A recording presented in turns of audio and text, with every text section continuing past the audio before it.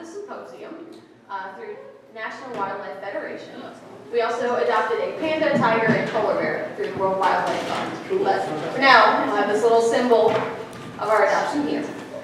Now, it is my great pleasure to introduce our wonderful editor-in-chief, Becca Black.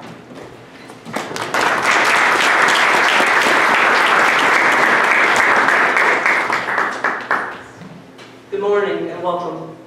My name is Rebecca Blackman, and I serve as the editor-in-chief of the Vermont Journal of Environmental Law. On behalf of the Journal and on Vermont Law School, I would like to welcome you to our 2016 symposium, the Endangered Species Act, Putting the Bite Back in the Law. The Vermont Journal of Environmental Law is Vermont Law School's student-run environmental law journal.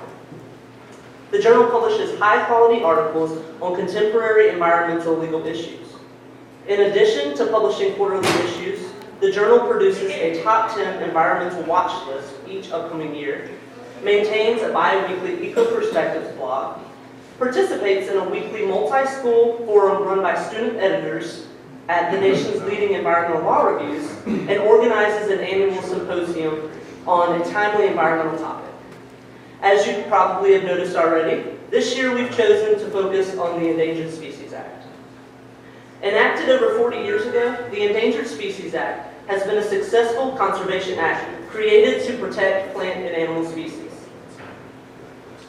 Although there have been many great conservation success stories attributed to the protections awarded by the ESA, many species habitats continue to be overtaken, and many species are continuously facing the possibility of extinction.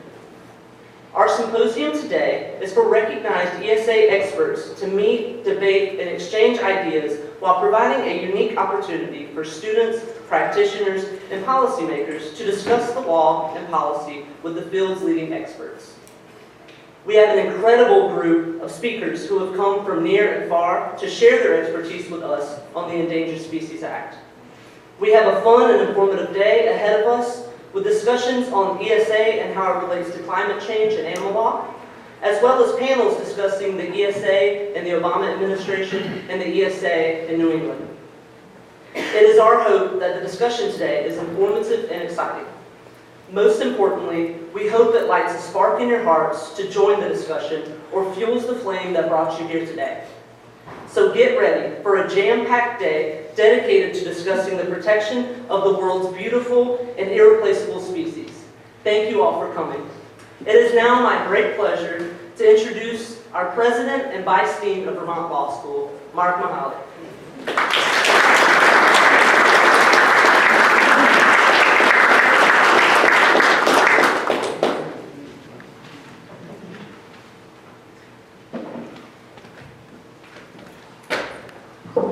Welcome everybody. Thank you, Becca. And thanks to Elizabeth, symposium editor, and to VJEL. You guys are doing a great job putting a conference like this together. It's one of the hallmarks of this school that all our good conferences are conceived and run by students, so this is great. So here we are, almost 5 decades into the Endangered Species Act. The Endangered Species Act as the beloved target of everything that's wrong with the environmental movement, and of course it's everything that's right with the environmental movement. And it's more important than it ever was because of climate change.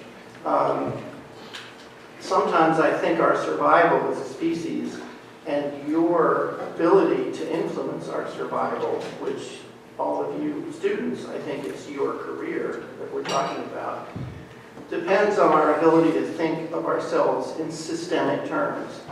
And the problem with the Endangered Species Act is that it's such a lightning rod because it's so hard to explain to people why the snail darter or the bay checker spot butterfly should matter to me. And that's the political problem. I first encountered this on my very, very first major environmental battle in San Francisco. I was a legal aid attorney.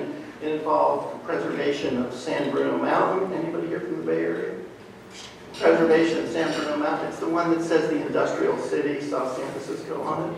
Anyway, but it was preserved. We won, but there was an Endangered Species species there. I just mentioned it, the bay checker spot butterfly. And the Endangered Species Act was brand new. There was no law really on what a habitat conservation plan was. We wanted it became a park, but that didn't mean we didn't have to try to design a habitat conservation plan. And we did, and I think it's probably a very poor one by today's standards. A few years later, the mayor of San Francisco and the first openly gay city council person in San Francisco were both assassinated. And as a result of that, the Mayor Moscone, as a result of that, and Hard Milk of that, Dianne Feinstein launched her career. She became the mayor, and a really good friend of mine took her place on the city council. And that good friend taught environmental law at the University of San Francisco. And she asked me to teach on the spur of the moment. I had about a week to teach her environmental law course. So I did. And I devoted 1/3 of the course to climate change. So I learned what we knew about climate change then. It's sort of discouraging because we knew. I mean, we really knew. We knew temperatures were going to go up. What we didn't have were the models. We had very gross, very simple models. We didn't have the models that we do today. So we didn't know exactly what was going to happen. And now we know a lot about what's going to happen to various species. And we're seeing it. Then we weren't seeing it. Now we're seeing it. So this conference is urgent. This isn't urgent. The Endangered Species Act is right at the cutting edge of the problem, and also the cutting edge of attack by a gridlocked Congress and skeptics. So this really couldn't be more timely. And to carry us forward, I just want to introduce now Pat Parento, professor at Vermont Law School, specialist in these areas, and who really needs no introduction at all. So I'm not going to... Doesn't deserve it.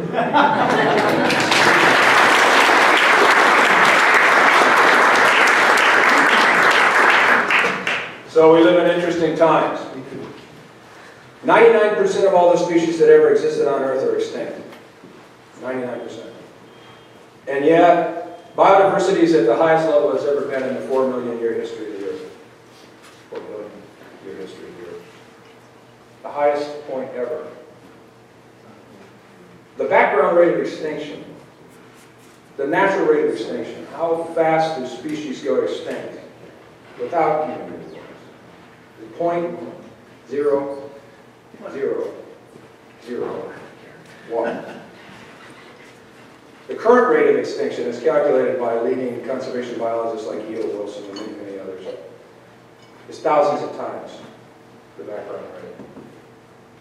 E.O. Wilson says 27,000 species go extinct every day. Who are these species? Where are these species? Well, we don't see them. They're invertebrates, they're insects. That's the biomass of the planet, the major biomass. They're hidden deep in the Amazon and the Congo. They're in coral reefs of deep ocean. They're in Indonesia and Malaysia and places that most of us have never been and never will be. But this is truly the 6th great extinction. There have been 5 extinctions in geologic history of the Earth. The rate at which species are going extinct rivals all of them. And here's the other thing. CO2 is a fingerprint in every single extinction event on Earth, including the big one, the Permian, that took out 85% of life on Earth. Are you scared? Are you discouraged? Are you ready to give up? Well, then you're a bunch of weenies. I mean, what more challenge do you want? Every day you got to get up and do something. So let's start doing something right now.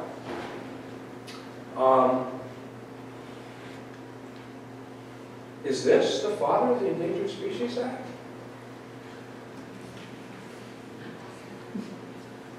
Well, yeah, sort of. Anything to get this topic off and on, right? I've asked for a more new and more effective federal law to protect endangered species of wildlife. Who knew? We bled over creatures hovering on the brink of extinction. By covering species likely to become endangered as well as those more immediately threatened, and by imposing federal penalties for the taking of such species.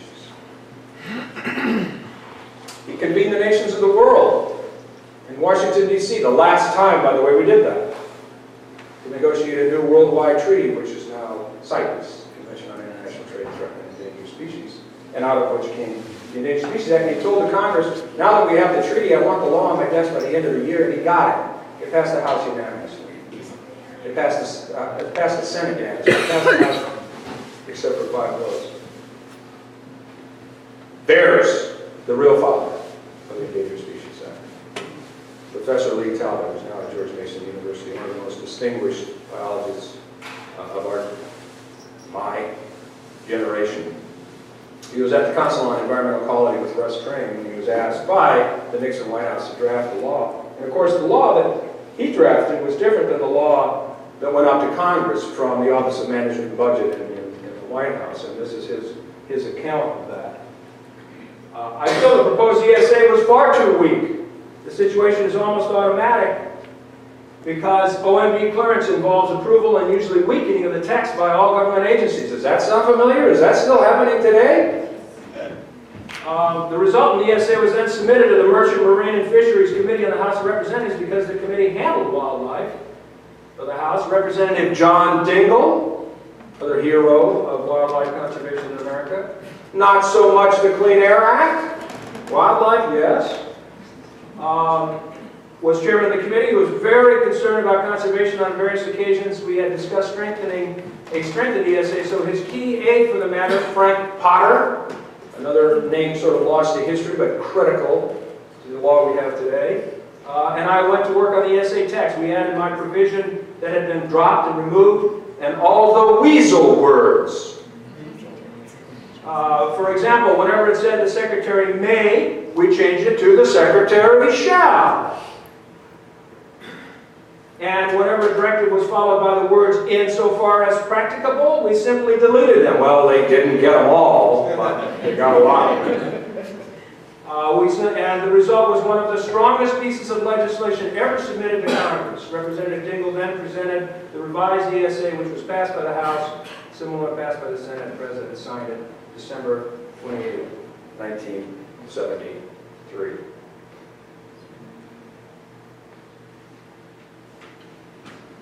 It's my fault that the audio didn't come up. Bill had it queued up and I screwed it up. That's not going to work. Too bad. Because we really should start with a song. But it's my fault. So, well, actually. What is this? What is this person? Big-nosed thrush. Yes. Where does the big-nosed thrush live? High altitude. High elevation forests of Vermont, New York. Camel's Hump. One of the most endangered neotropical birds by some accounts. Here's the connection. It was the Vermont Eco Studies program that discovered the wintering habitat of the big-nosed thrush. We'd seen the thrush in Vermont, thought it was kind of a nice bird. It's got one of the most beautiful calls, so I can't give that to you right now. But we didn't know its life cycle. And Chris Rimmer and his colleagues at Eco Studies found it on the Isle of Hispaniola and Puerto Rico, but primarily 90% Hispaniola, Haiti, and the Dominican Republic. And what's interesting about this particular species is it brings this whole issue right here to us in our backyard. With the help of the clinic, the Center for Biological Diversity, our clinic here on campus, filed a petition to list the big-nosed thrush as threatened or endangered by climate change. Because it's a high elevation species and because climate change is moving poleward and upward, it's crowding species out, it's changing their range, it's shrinking their habitat, it's eliminating their normal life cycle needs for food, shelter and so forth. It's also being impacted by many activities, logging, development of all kinds. But climate change may well eliminate certainly the northern range of this species within our lifetime. The Fish and Wildlife Service initially determined, as we'll see with some of the slides I have, that there was substantial information that warranted pursuing a status review of the species to determine whether it should be listed under the Endangered Species Act and given extra protections that the law affords. The service is involved in a status review right now, which will culminate in 2017, and we'll get a decision at that point on whether the bird will be listed or not. But these issues do seem very remote, and a lot of the places on Earth where the highest levels of biological diversity and endemism, native species exist, are hard to find, hard to get to. But you don't have to look very far or very hard to find the effects of what human domination of the planet is doing to the entire taxonomy of the Earth. So I've been asked to give you a crash course in this statute. And I'm going to do that to you. I won't get through all these because I'm supposed to stop after 30 minutes or somebody will throw something at me. You have more important people to hear from today. But it's important, I think, for us to have a common point of departure about the legal framework we're going to be talking about. This is, in one way, a deceptively simple statute. It would fit within maybe one section of the Clean Air Act. But appearances can be deceiving. It's not nearly as simple as it may seem. So let's get started. Talbot and his colleagues had a real keen sense of what this statute was supposed to be about. And the stated purpose of the law is to conserve the ecosystems upon which threatened and endangered species depend. And if Aldo Leopold was writing it, including humans, plain members of the natural community, said Aldo Leopold. The Act has not been implemented, operationalized in concert with its stated purpose. It has been, by and large, a species-by-species approach to conservation, time-consuming, controversial, difficult, ultimately necessary. If you don't know the life history of species, if you don't know where they live, how they procreate, what they eat, at what times of the year, where they go and what they do, what their job is in nature. If you don't know all of those things about the species, then you don't know nearly enough to conserve them. Talk of ecosystem-based management, landscape-scale management is all well and good. It's wonderful philosophy. It is not law. The law comes from protecting individual species with specific standards that can be seen, measured, and enforced. If you drive down Interstate 89 and the sign says, "Drive carefully," that's not a standard. Or cooperate with other people on the road is not a standard. Definitions. An endangered species is in danger of extinction throughout all or a significant portion of its range. You might think that was a very clear, understandable standard. You would be wrong. We are yet today debating what does that term mean? What is significant? What is portion? What is range? Yesterday, I listened to the argument in the DC Circuit in the case challenging the delisting. Get ready, folks, for the jargon. of the western Great Lakes distinct population of the endangered gray wolf Canis lupus. 1.5 hours, very active panel. Judge Millett, appointed by Obama, the most active. Judge Griffith, appointed by George W. Bush, asking some pretty pointed questions of the government. And Judge Pillard from Maine, relating her experience from growing up in Maine with the lynx. Very interesting argument. And these questions, what's range, what species, what is extinction? The panel was completely confused about how to define extinction. Nobody gave them an answer. None of the lawyers were able to give the court an answer. What does extinction mean? What extinction with what, where, when? So we are struggling with the language of a statute that we've had for over 40 years, yesterday or Tuesday.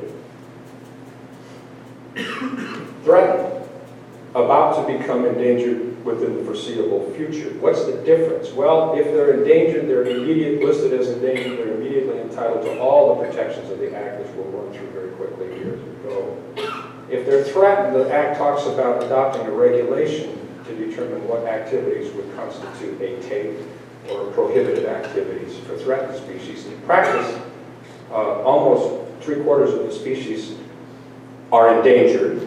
That's one of the problems with the law that people have pointed out forever, is that it waits too long, it takes too long to get the species on the list, and by the time they get there, their populations have been devastated to the point where 90% of the native habitat is gone. Their populations are perilously close to the edge.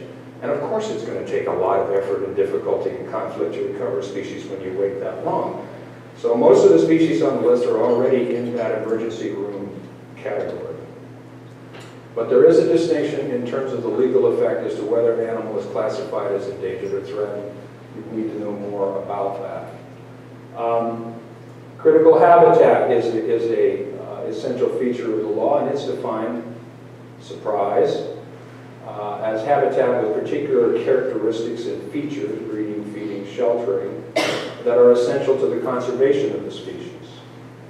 It includes both occupied and unoccupied habitat, which is a good thing since species are moving and climate change is shifting the range of species, and we can measure it year by year. We can see the rate at which vegetation and trees are moving from the south to the north, moving from Virginia to Vermont.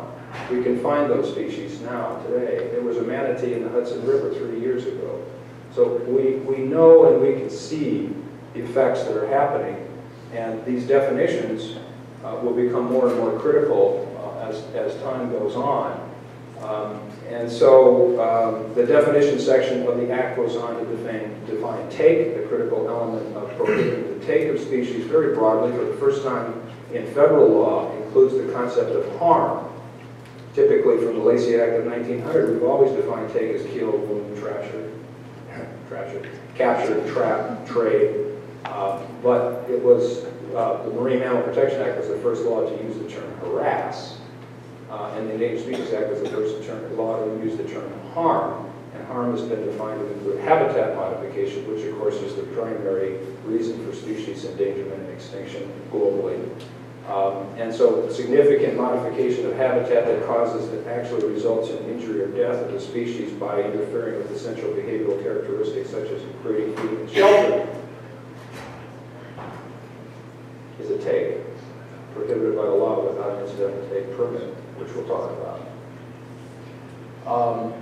So the definition section is important. And then we get to the operational features of the law, starting with the listing process and the classification of species as threatened or endangered and where. One other definitional, obviously, point I should have made is the species definition is interesting. It's not purely a biological or scientific definition. It includes species and subspecies of plants and animals, but it also includes another concept, distinct population segment of vertebrate species. And I'll talk more about the distinct population or DPS category later. And NOAA uses a different term, ecologically significant unit, but they mean the same thing. So that's not a scientific term, that's a political term, and it's caused lots of argument and consternation, and again was at the center of the wolf delisting case that was argued on Tuesday. So the listing process, for a long time it was only the government that listed species, but then Congress was moved to amend the law to allow citizens to petition for listing. Of course, that's been an incredibly controversial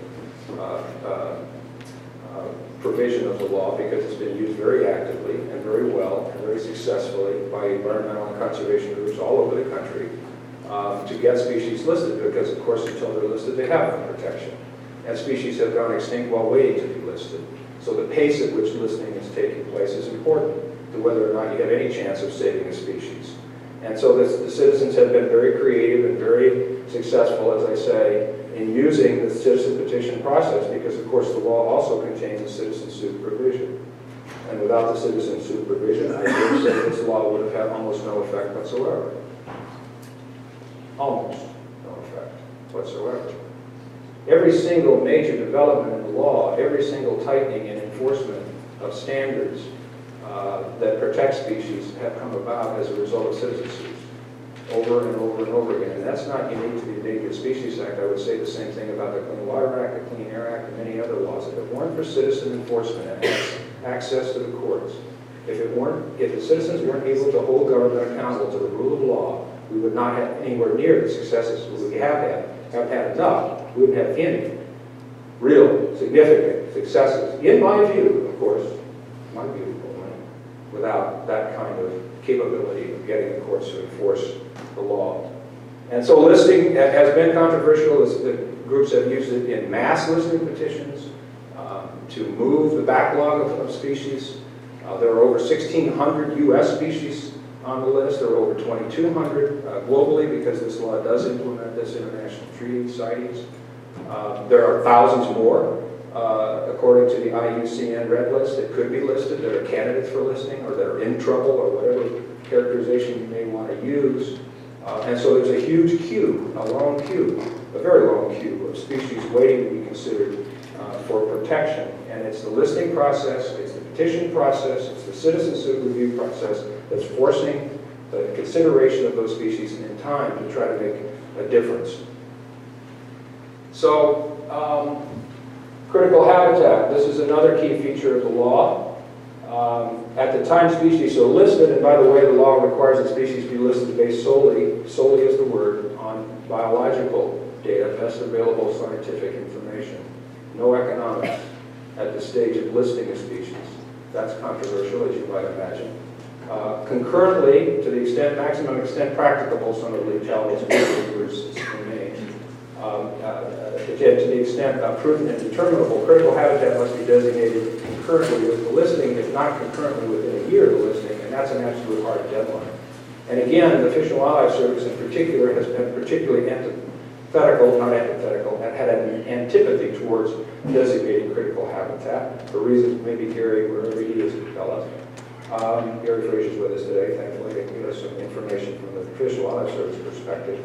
And it took the courts, once again, to force the agency to actually designate critical habitat and give effect to critical habitat and distinguish it from the other major protection of the law, which is the prohibition on jeopardizing the continued existence of species. And it took the courts to say this concept of critical habitat designation is critical to recovery of the species. It's not enough to keep them hanging on a life support system. We've got to get them out of the emergency room and ultimately out of the hospital, if you want to stick with the medical metaphor, and on their feet and healthy again.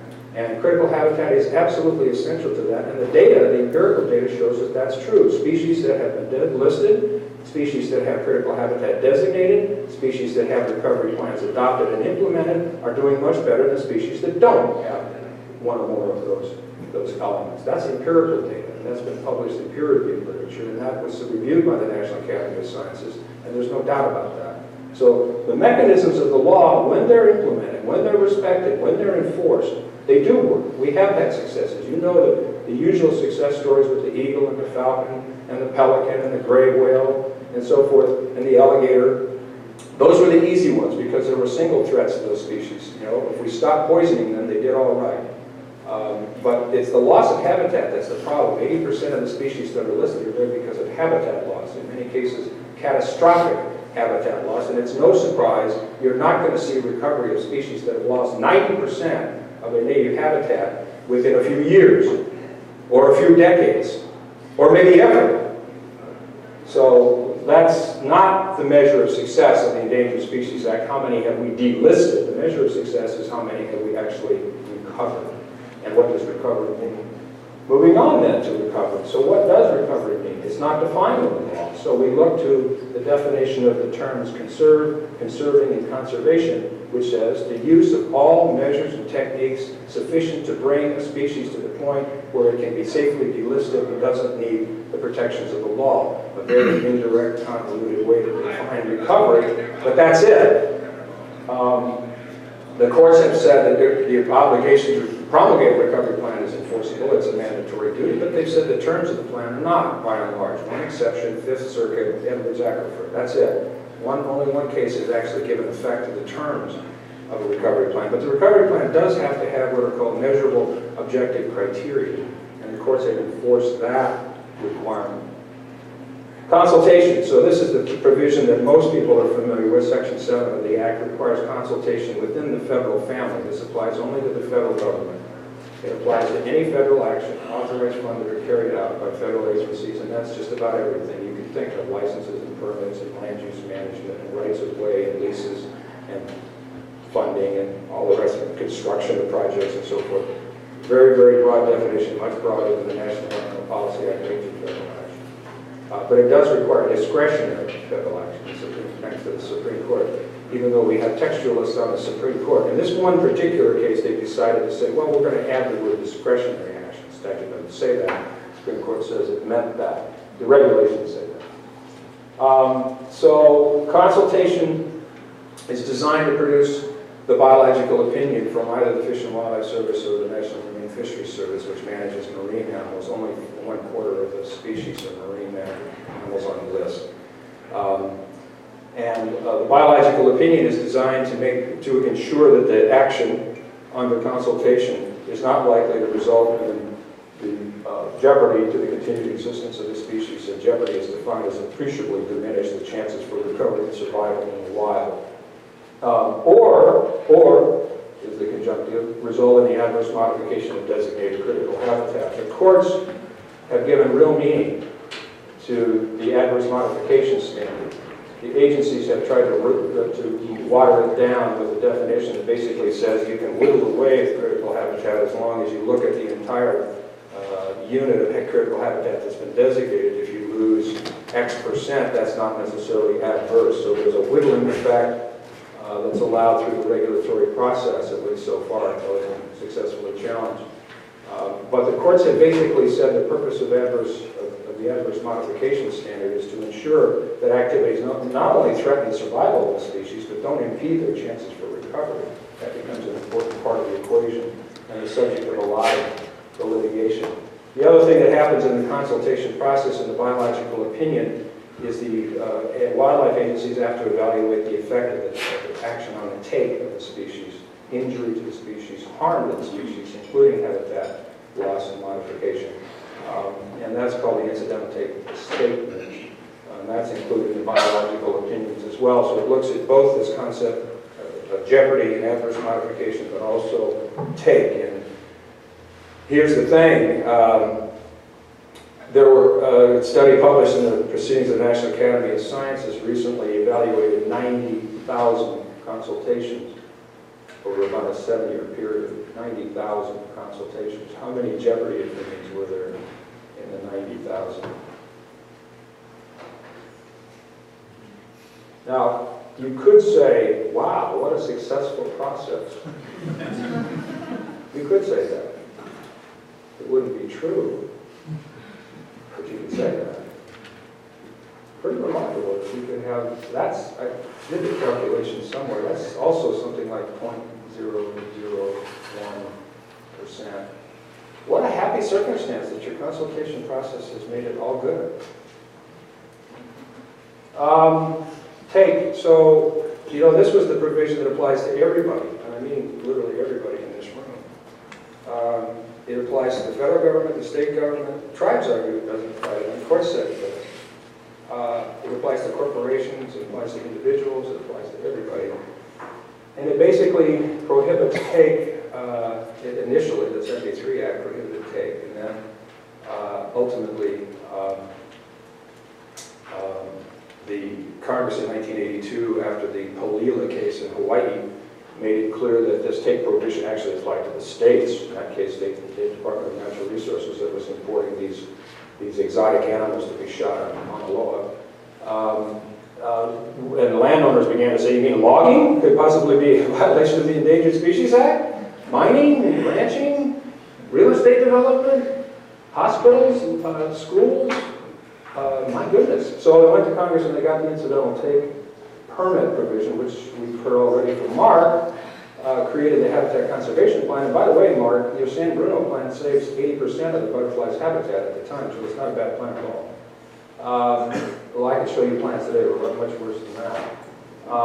And so the incidental take permit process, the habitat conservation planning process has become a central feature of trying to resolve conflicts between landowners and economic activities and the Act and the protection of species and so forth.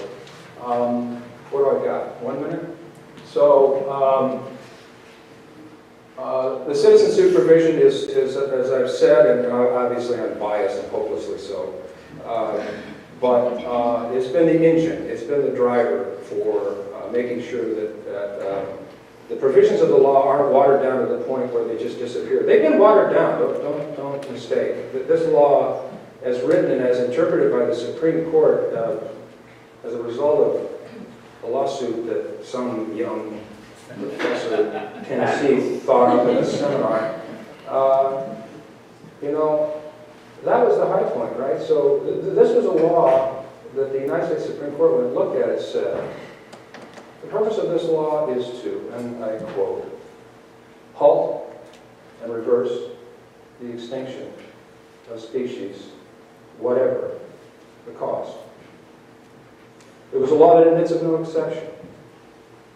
It was a law that required the highest priority to species conservation and preservation. These are quotes. These are from the text of the opinion. And luckily, we have the individual who was responsible for that waiting on that patiently for me to shut up. So he could tell us a little bit more about that. That was the high point of the Endangered Species Act, the substantive import of the Endangered Species Act. The citizen suit provision has fought bravely to continue to get species listed, critical habitat designated, recovery plans issued, recovery plans implemented, recovery plans updated. It's fought hard to make sure that these standards of protection don't completely wither away, and it's continuing to do that. And of course, it also implements the CITES Treaty, protecting particularly Appendix 1 species, both import and export, and that's another important feature of the law. I gotta have it. Can't move this in my slideshow. So that's the link to the case and the oral argument. And I really encourage particularly the students in the room to go listen to this. This is a very, very high-level discussion of the challenges presented by the Endangered Species Act. And I mean challenges for the implementing agencies at the federal level, challenges for the state agencies that have historically exercised wildlife conservation and wildlife management authority from time immemorial, and that are not entirely, open to federal intervention, shall we say, or citizen intervention for that matter. And it challenges for the species, like a species like this keystone species, this spectacular example of a wild caiman with a social structure that is amazing. And with the capability of transforming ecosystems, as the wolf has done in Yellowstone, now that it's been reintroduced. But it is a challenging species to manage, make no mistake. And the question is the social carrying capacity of the land to allow a vibrant, growing, robust population of one of the most magnificent predators on Earth. And so it's a really great case study in what are we trying to do, what are the difficulties of doing it, how do we define recovery, what is the agency doing to try to delist species because they want to be out of the business of constantly, endlessly fighting to manage species like this. But then I'll just close with this, because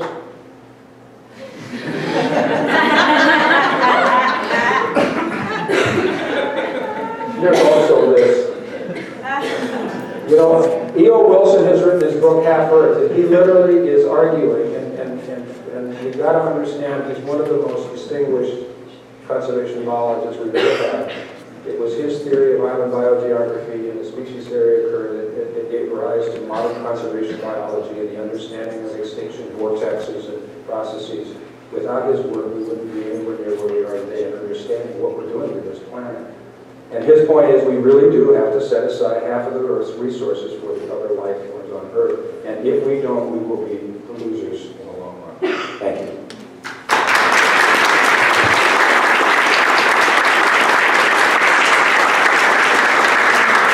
So now it's my very great pleasure to introduce our keynote speaker. I've known Zig Sequenplatter for 4 years in count, Zig, 40 some counting. We are in fact good friends. I'm a slightly better fly fisherman than he is, but he can tie flies and I can't. Zig has for over 3 decades, 4 decades, been involved in conservation and teaching and scholarship. His work is very well known. He's one of the leading scholars in our academy. He's the editor and inspiration for, I would call the leading text in law school on environment and natural resources law. He has written in every area of the law you can think of, property and conservation. He's been very active on all major issues that we've dealt with. He was the chair of the Exxon Valdez Commission to look into the causes and consequences of that horrific spill. When Deepwater Horizon happened, he was once again summoned and tapped to help in the process of evaluating that catastrophe. He's been voted best teacher a number of times. He's the winner of the David Brower Lifetime Achievement Award from the Public Interest Environmental Law Conference. The list literally goes on and on. And he won't let me do any more. But here's one little thing I have to tell you. Somebody just had a birthday. So if you will, please. Are you ready? Happy birthday to you. And belong in our zoo.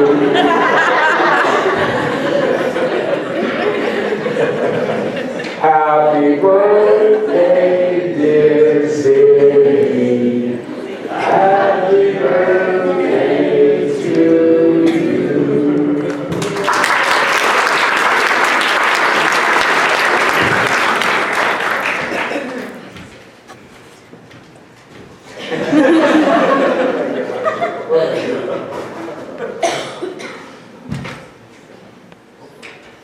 I should say, I want to thank my friend Pat for those exaggerations. A whole string of exaggerations that I do not deserve, but I should say that thanks. Oh, is this going to work? It is. So let me turn this one off. Oh, you don't have to, you can leave. Really? Okay. And may I take off my jacket? Pat's jacket. My jacket. There we go. All right. So now I don't know. There's no lavalier available. Is this going to work? Is that going to come across? Can you hear that? Yeah. All right. There were many times when I was just knocked flat when I was in Washington. And guess who always was there to pick me back up and point me in the right direction and give me some of the expertise that so clearly he has. This was a wonderful talk, and he's clearly overcome his inherent timidity. So both Pat and Mark, and actually Becca to a little bit, adverted to the political context of the Endangered Species Act, which is incredibly important to putting the bite back into the ESA. And that means, Congress, forget Congress, if the public understands some of what we've been talking about and we will talk about, then the politicians will have to follow. But it turns out that that's a bit difficult. I'm looking here. So this is the title that Pat and Elizabeth chose for me. And so I'm going to try to make it work. And so what are those lines? What are those different sectors? Up above are charismatic species. And you look into their eyes and you look at their beauty, and the public really cares. By the way, most seal species are not endangered, but they certainly do look cute when they're born, and that actually made a political difference. Down below is where I think we have to go, because talking about the science of endangered species protection is not likely to get through, especially when you have the chairman of the Senate Environment Committee, Jim Imhoff, saying that there is no such thing as global. He wrote a book calling it the biggest hoax or something like that. We have to get around, but the way to do it, it seems to me, all right, so what do these species have in common? Polar bear, who's this? Yeah. Strix are right, the northern spotted owl. The little fish, which Rush Limbaugh called us homo socialists for bringing the case. I think he intended that pejoratively. But in each case, I think what we have to do is show, as we've already heard, indirectly or directly from Mark and from Pat, the social utility. Why does this one little species matter in a way that will make people recognize that E.O. Wilson's statement is absolutely correct? You have to hold on to things even when you don't know their value. And this is a tiger beetle. Keith Schreiner pulled me into his office and he said, we're building this metro in Washington. You've taken the metro, right? The subway. And 30 feet down, we found an endangered beetle. He said, you're not going to bring a lawsuit to block the metro, are you? And I told him I had my hands full with some other species issues. But it seems to me this one is the hardest, and it's going to have to be a fellow traveler with whatever protections we're able to get. And so let me see. Yes. So this is probably the way to frame what I want to say. There was a hearing on the reauthorization of the Endangered Species Act because it's sunsetted. You know, most public interest statutes are stuck with a 5-year, every 5 years that has to be reauthorized by Congress or it dies. Do you know when the last reauthorization of the Endangered Species Act was? I think it's 1992. So it's survived by 1 year continuing resolutions. This statute is on the edge of a political precipice. So there was a hearing long after 92 when a bunch of citizens came in and said to, it was the House committee, but there were only 3 people sitting there, and they clearly were sitting there with glazed eyes, and they had to be there because the chairman said they had to be there. So in came the citizens, and they said, you know, these are God's creatures. Or the Rambam, Maimonides said, we must preserve species because they are part of our earth. And you can imagine, and then they quoted Aldo Leopold. A thing is right when it tends to preserve the integrity, stability, and beauty of the biotic community. It's wrong when it tends otherwise. And it was clear that people, that the reps were not, their heads not in agreement, but in sleepiness. And then a federal biologist came up and he said, well, you know, there's a little cone snail that we've discovered off Key West. Did anybody know a cone snail? It has venom it kills, it's a predator. And so I think that's the tip of its stinger. And he said, and it's an endangered species, but we've discovered that the venom actually represses genital herpes. At which point, one of the reps said, "What? What's that you just said?" Everybody started laughing, and he said, "Oh, very interesting, very interesting." But you see what that means? That if it gets to human utility, then it at least gets attention. I'm sure he voted against the reauthorization, as most of the Congress did. But for a while, it had grabbed him where he hurts. I suggest that's what we do, or grab people where their mind and hearts will go, and their guts as well. So that's sort of the theme in a nutshell, but I'm going to keep on talking. What is this? This is the smallest, not the smallest, but it is the most endangered fish in the world.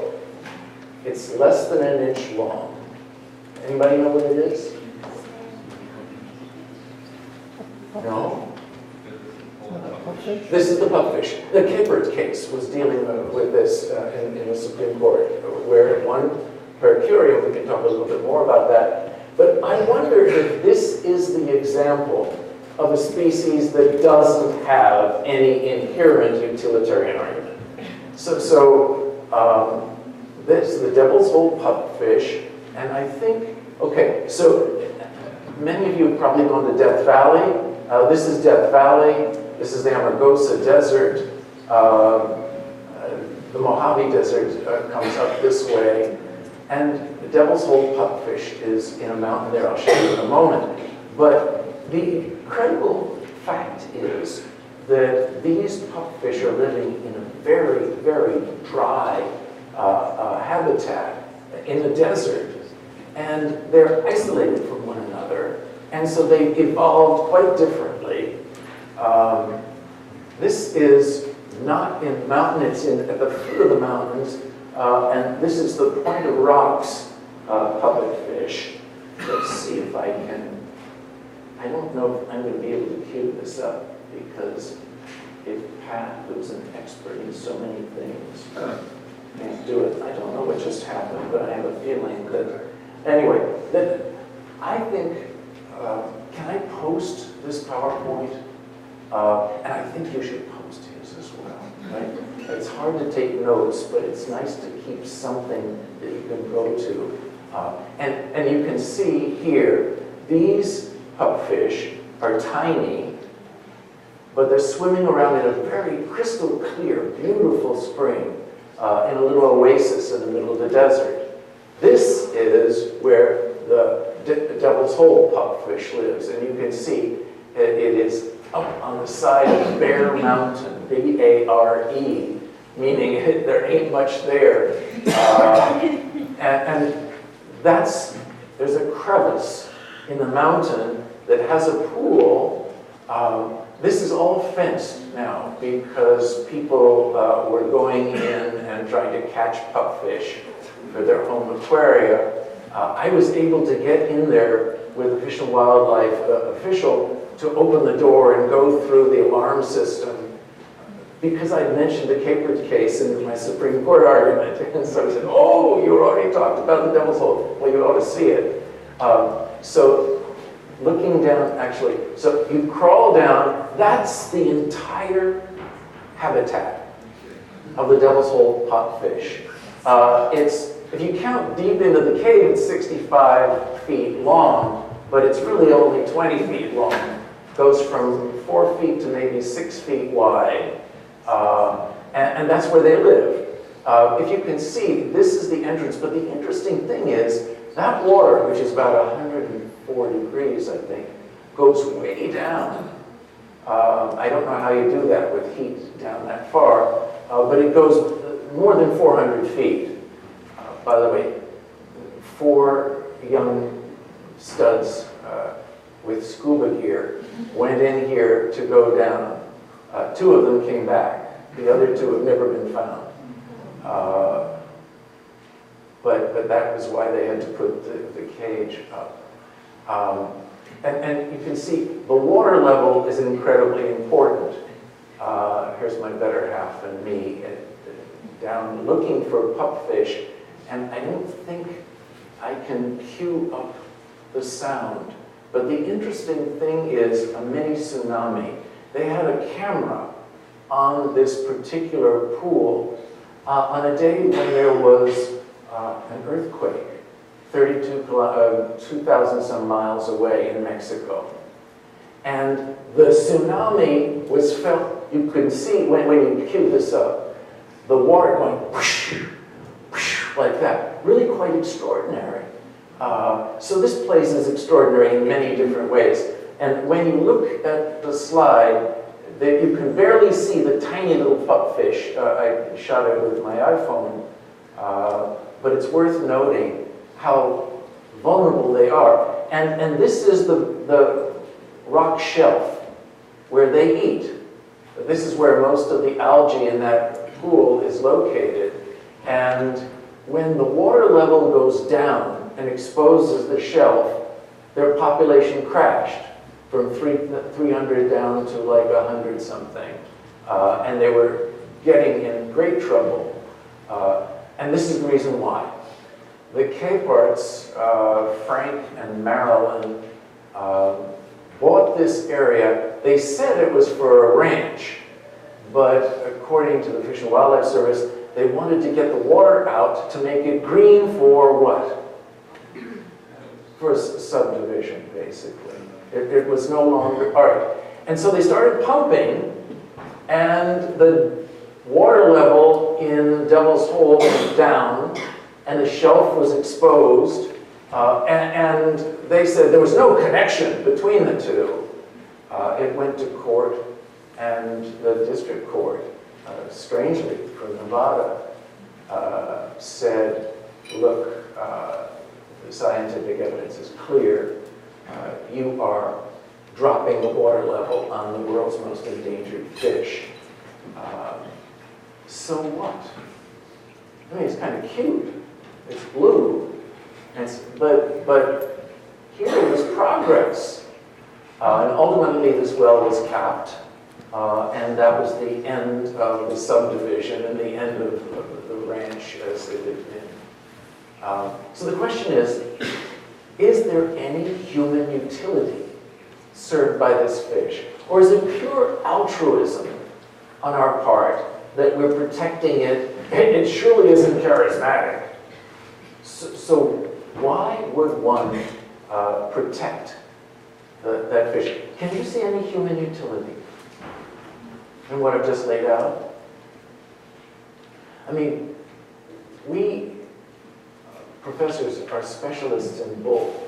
So I can think of several, you know. It is a vivid indicator of the hydrologic connections between Mexico and Nevada. Not the only one, I'm sure, but all right, that's bull, but it may be useful. The Fish and Wildlife Service took the initiative. That's pretty unique. So it wasn't citizen litigation that started it. That's all right. Canary in the coal mine. Has this little fish by being there illustrated something? Well, there's got to be some kind of nexus, and I suppose there are others. But in any event, it may also be like the tiger beetle, not really indicating anything in terms of genital herpes or other kinds of utility. This is the Cabinet Mountains, which have an obvious natural use as a copper and silver mine. The Montanor mine, they've done a study, and the government has signed off on it. This stream will be empty, and this is the doorway into the mining area. And they assured us that the habitat will return in between 1,200 and 1,300 years. That's part of the decision, right? So go ahead, but there's a lawsuit now because there are 2 endangered species. I think you know what this one is, right? What is this one? Mason, are you here? No. No, all right, he would know. That's a bull trap, okay? And so that's the basis of litigation. Clearly, not for the sake just of these species, because, well, they could perhaps adapt. But the fact that they will be harmed is a way of saying, maybe this mountain doesn't need a copper and silver mine. Here, where are we? This mark you should know. This is the delta. And the delta smelt, right? And so our putative leader, Donald Trump, said, I just left 50 or 60 farmers, they can't get water. I said, how tough is it? How bad is the drought? There is no drought in California, he was told, right? We have plenty of water. Well, what's wrong? We shove it out to sea, right? Because we're not allowed to take as much fresh water as we want. Nobody knows why. The enviros don't know why. They're trying to protect a 3-inch fish. How ridiculous can you be?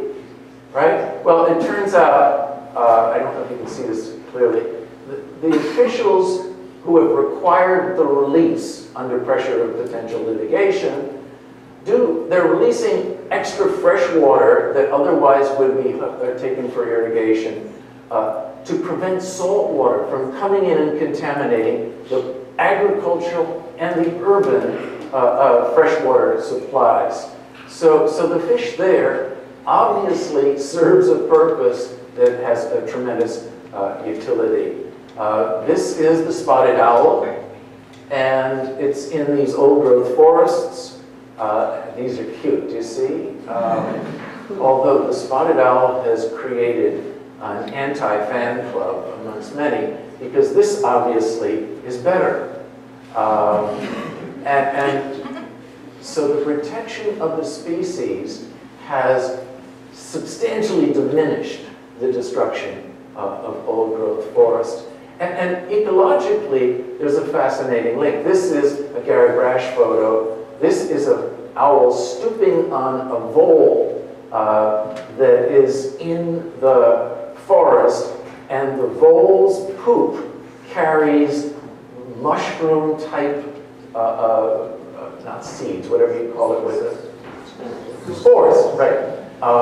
And it's part of an ecosystem that preserves the humidity, preserves the organics, and the clear cut doesn't do the same. Just imagine this clear cut, and you can see there would be no owls, and there would be no species diversification either.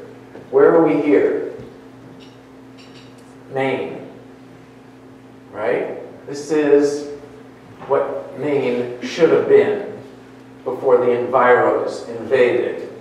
This is Eastport, Passamaquoddy Bay. What is the other name of the place? I can't remember. But in any event, they were going to bring liquid natural gas into this part of the coast, and you can see the drawing there. But the eagle, and Pat was involved with that case as well. The eagle's population in Maine was endangered, and that became the canary in the coal mine, saying that maybe the Maine coast doesn't need a liquefied natural gas loading facility. This is which? The lesser prairie chicken as a further name, and it has just failed in listing because it controverts Americanism. I mean oil and gas, of course. So the pressure on this species is not only that the prairie is being destroyed, but it could raise questions about health for leather fracking in a large part of the United States. Oh, this is why I'm a home socialist.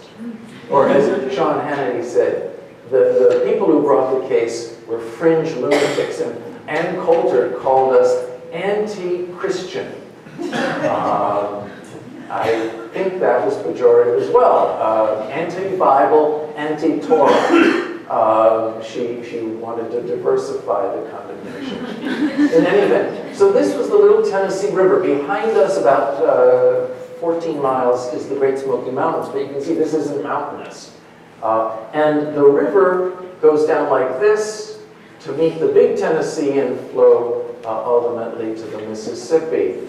This was the last stretch of major undammed river in Tennessee. Oh, by the way, this is Fort Loudon, built by the British and the Cherokees to protect against the French and the Iroquois.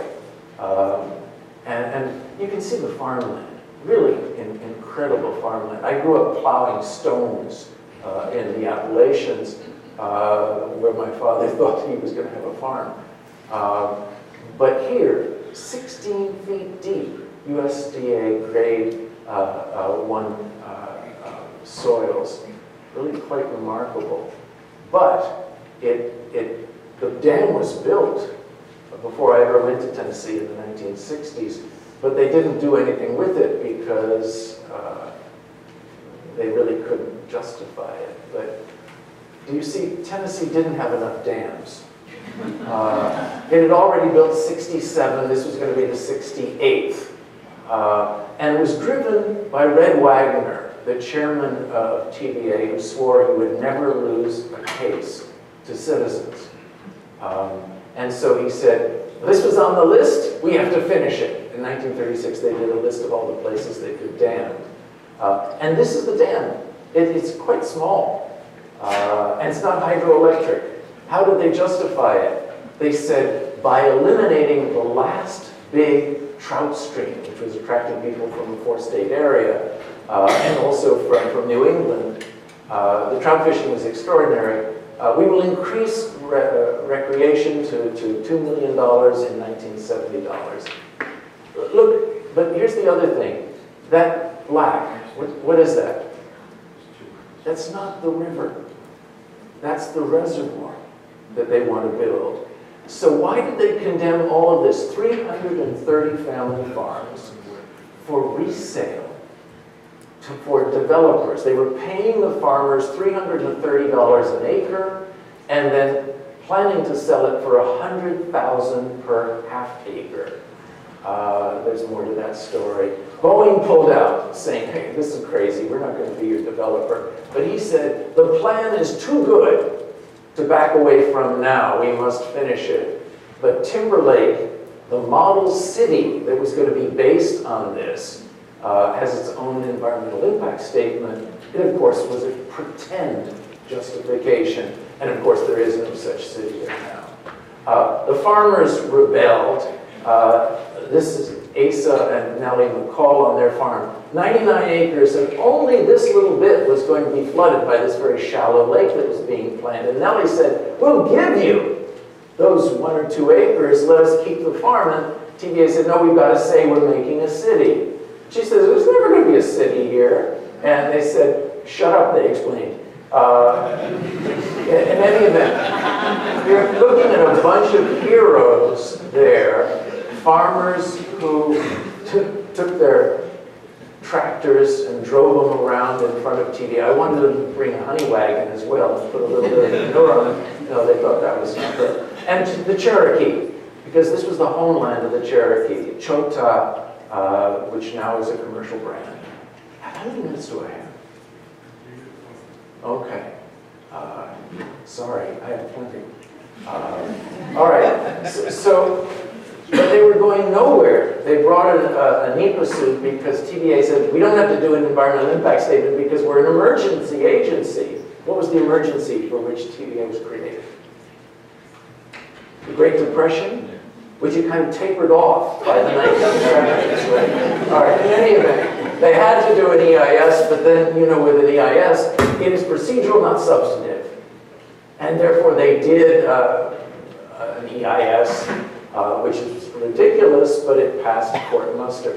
And so they were losing until David Etmeyer here, international expert on perch, said, well, I better do a census of the river before it dies. And so he went with this was his grad student. This is Buck, the field manager. And he was going, actually with goggles, he was stooping and walking along, and he saw this little fish, and he grabbed it with his hands and stood up. He said, guys, come on, look at this.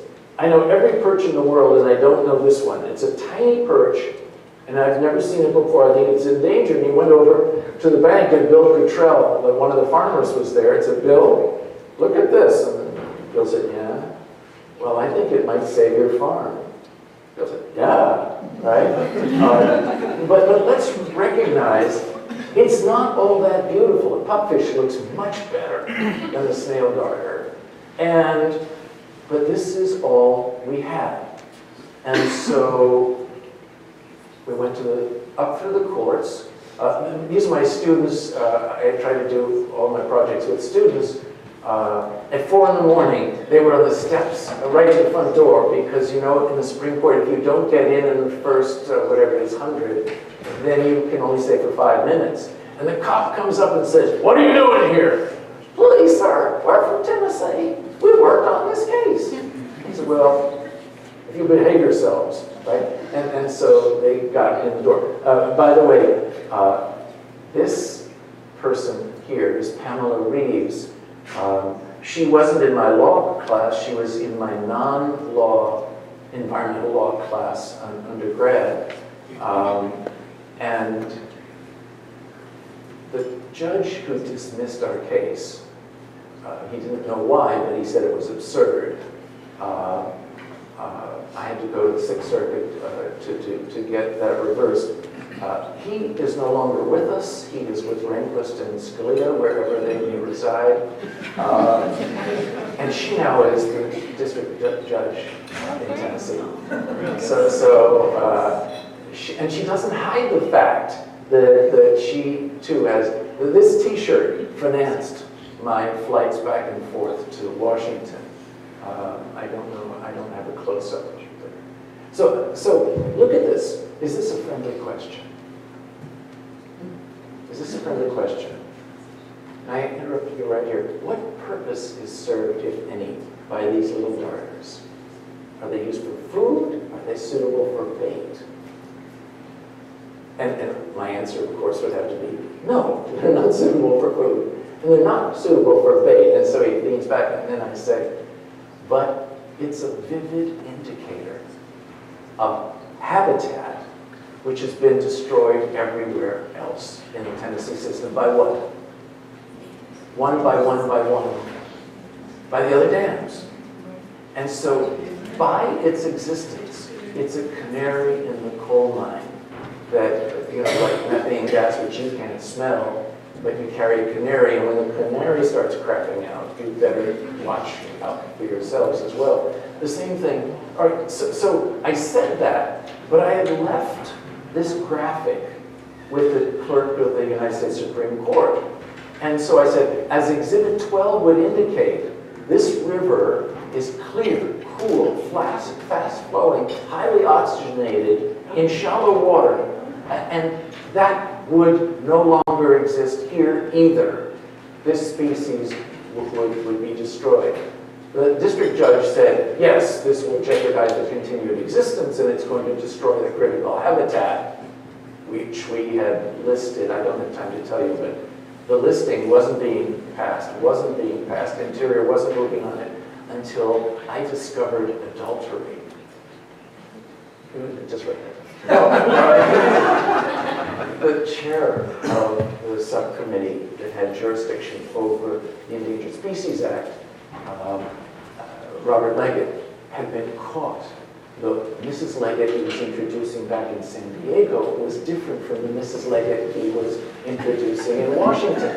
And so I explored a little, and it was clear, yes, the newspapers back in California knew this. He was going to have to leave Congress. He wanted to leave a legacy.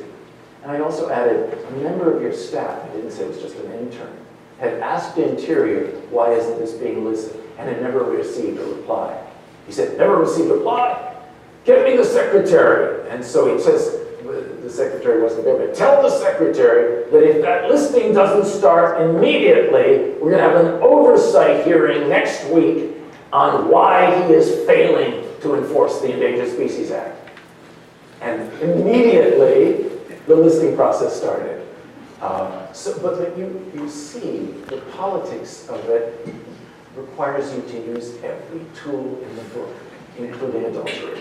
So anyway, so I left this with the clerk, but when I said Exhibit 12 at trial would show, up jumps the clerk, and he goes and hands out these prints. Law students, graphics.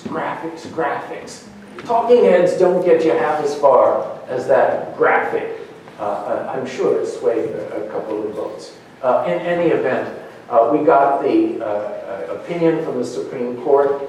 The Endangered Species Act incorporates institutionalized caution.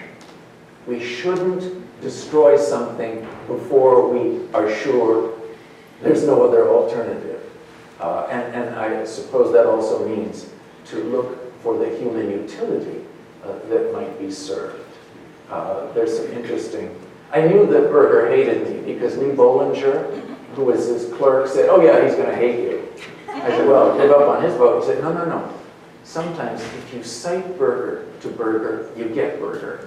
And so chapter 9 of my book is an annotated transcript. What was said, but what was actually meant through the entire transcript.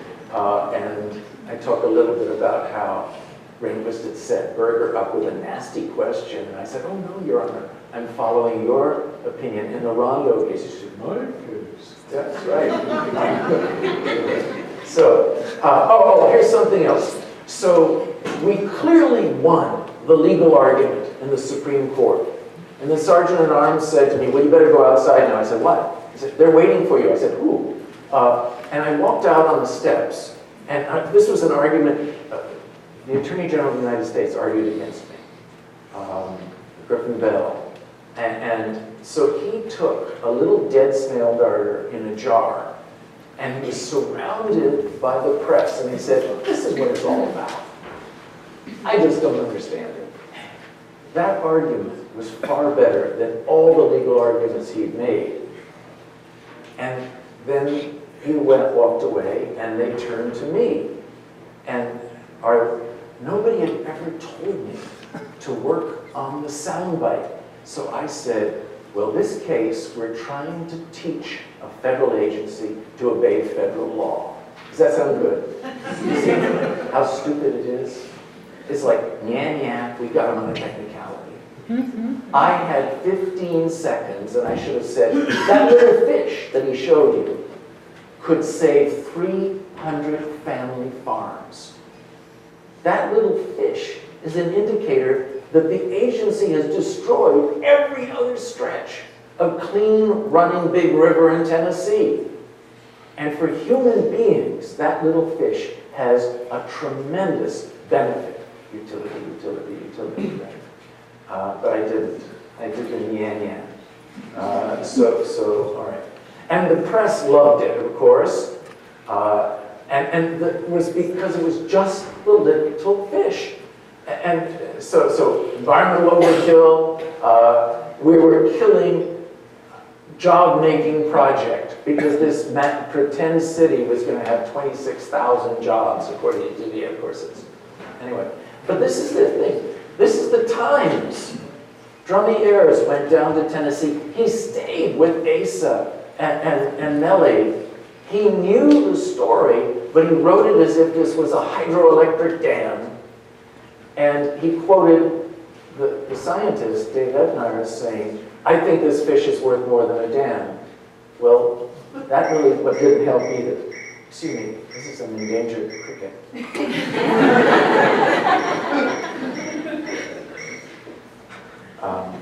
we go.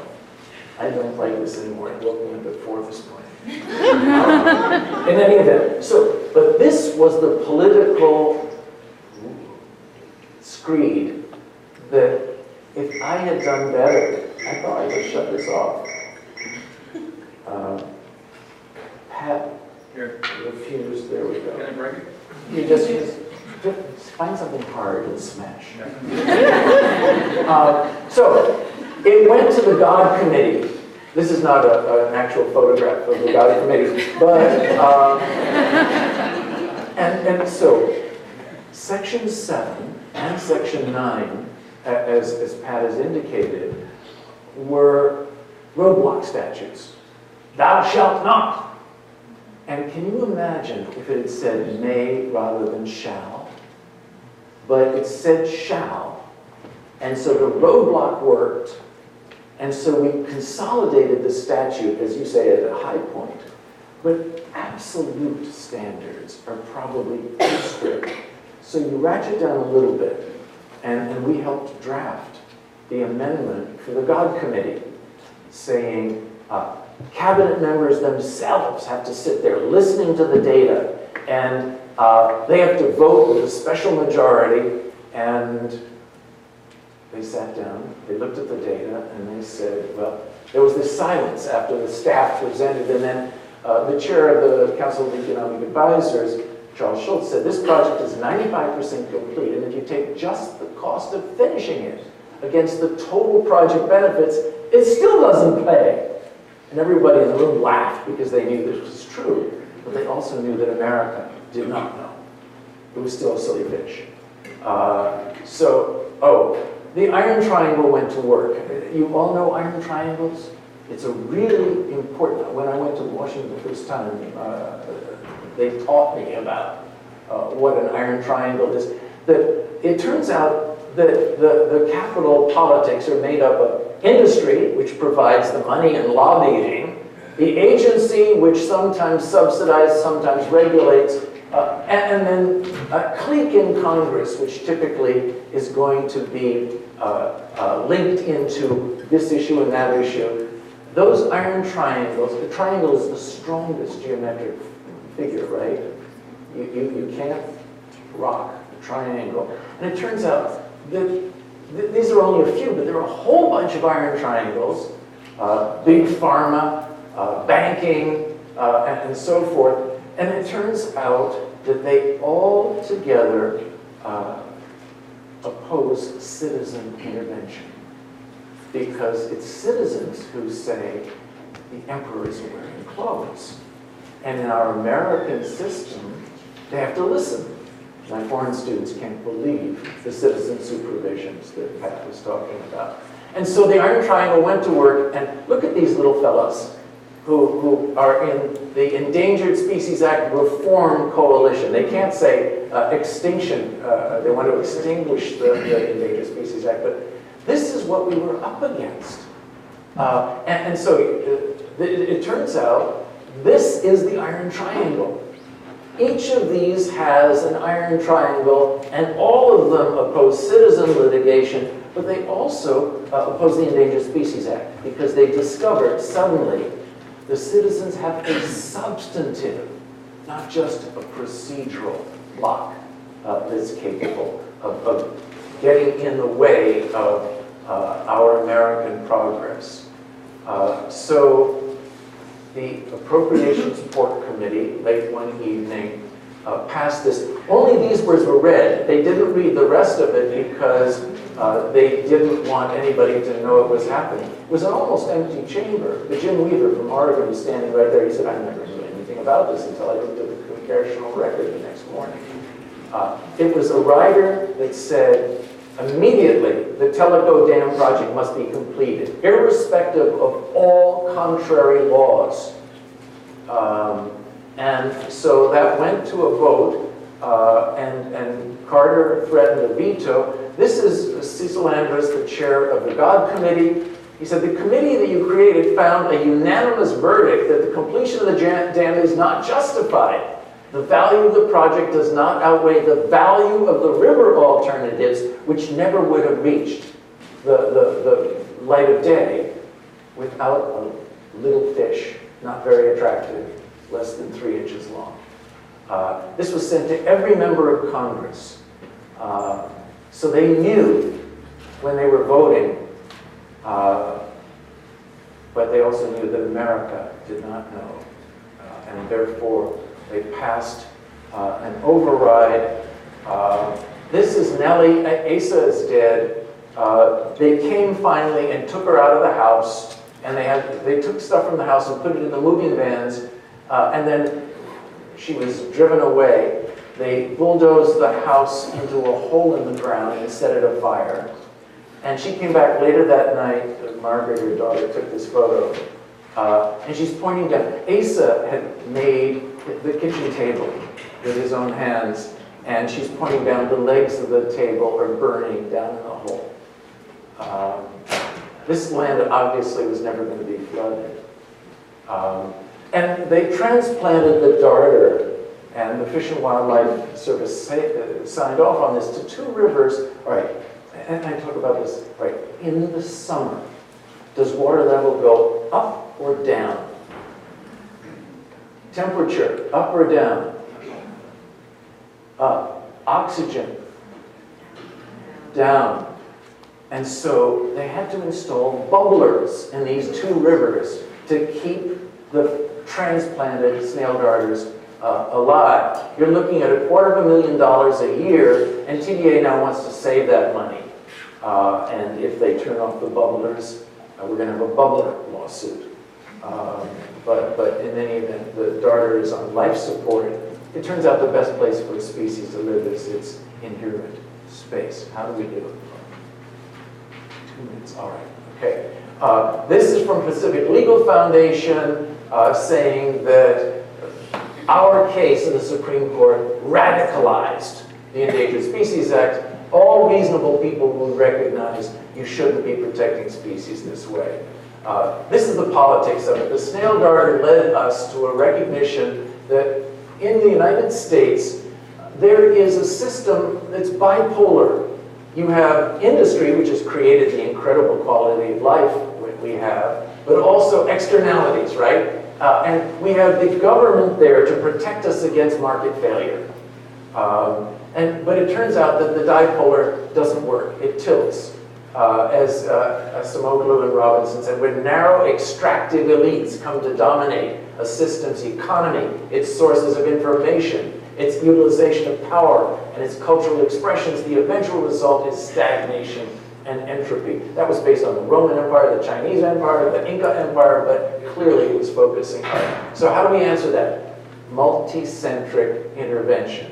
This has been one of the big reasons why not only the Endangered Species Act, but every other federal law has been brought to potency by citizen litigation. I had a story I wanted to tell you about Pat stepping in when the George Bush administration would not defend. So Pat stands up in the Kootenai case and says, Your Honor, may I make it the oral argument? But where's the federal government? And you pointed, what, was the back of the room? The federal government lawyer was just sitting there taking notes with a hat on. All right. In any event, so it seems to me this pluralism is the fundamental necessity.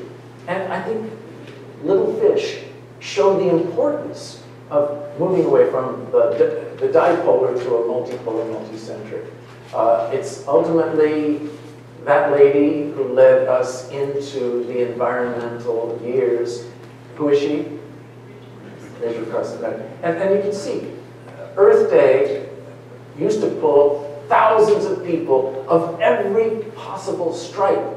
But it turns out that over the years, the Chamber of Commerce in particular has led a battle to marginalize environmentalism, tree hugging. So if you go to Google and you look for environmentalist, these are 3 of the pictures that you get. And obviously that doesn't look like a soccer mom. So it seems to me we go back to the fact that yes, you can feel a spiritual and altruistic, philosophical, moral duty to defend endangered species, but you're going to lose unless you can remember the lesson of the cone snail and genital herpes. So there's a book been written about this. If you're interested, the goo.gold/ECQ158 is a TEDx talk. Or if you go down here, we have archives on the Darter case in particular, if students want to get it. But I'm very glad that Jonathan Harr and Justice Paul Stevens and Dan Rather, he's in the final chapter of the book. But E.O. Wilson wrote this, and I almost died when he called and asked, would I mind if he submitted a verb on my book? I didn't mind. So, thank you so much.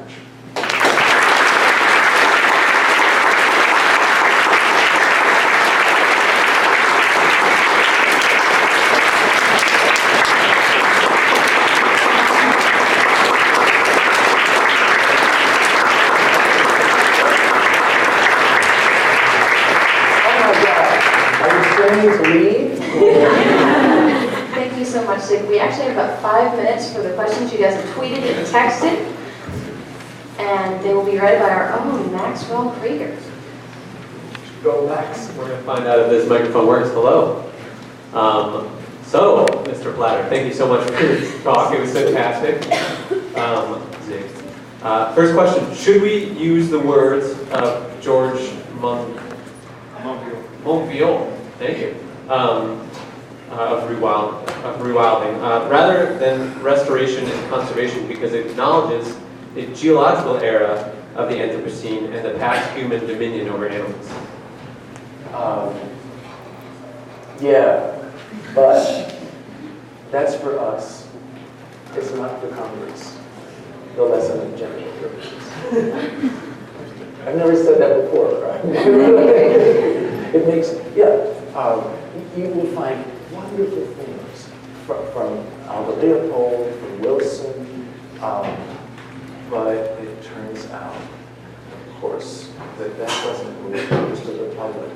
As Jim Range, who was the hatchet man of a poisoned liver for Senator Baker, said, yeah, currently the American public supports the Endangered Species Act, but their support is a mile wide and an inch deep.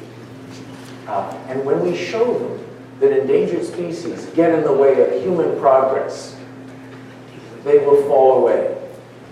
And I'm thinking that the ESA used to be very, very supported, and the trope was stupid little fish against big hydroelectric dam, or case after case after the diminishing.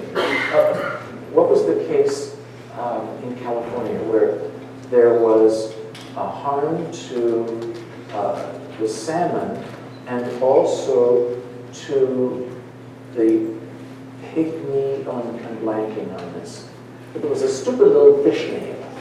And the reporters never mentioned the salmon, they always mentioned the stupid little fish. No, it was a fish. I will tell Pat and he will tell you. Next question. How do we accelerate the endangered species listing process to make it more efficient so that more species can get on in a faster manner? You know what I would say. Politics. That if indeed there's an indicator, and you of course choose very carefully the listings that have been blocked, and then show how this is going to create direct human harm, then that will accelerate the listing process. You're not going to find enough adultery. You don't know enough adultery, right? So yeah, but it's politics, ultimately. That's why the lesser sage chicken, a prairie chicken is not going to be listed in the near future. And so it means that we have to be publicists, public relations agents for the species, and we should start with something that is charismatic and has human utility as well. Thanks so much. For the sake of time, we're going to move on. Thank you so much, Jake. Good. Appreciate it.